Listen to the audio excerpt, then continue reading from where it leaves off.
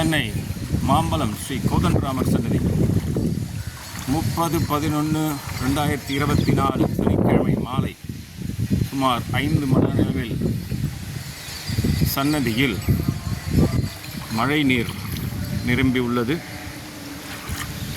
ஹனுமத் புஷ்கரணியும் முழு கொள்ளளவை எட்டியுள்ளது. குளம் ரொம்பி வெளியே வழியவில்லை, பூர்த்தியாக நிரம்பியுள்ளது. சன்னதி தெருவில் பாதையில் பம்பு செய்யும் மோட்டர் மூலம் இறைக்கப்படும் மழை நீரானது தெருவில் ஓடிக்கொண்டிருக்கிறது. சன்னதி உள்ள வெளிஜலம் எதுவும் வரல.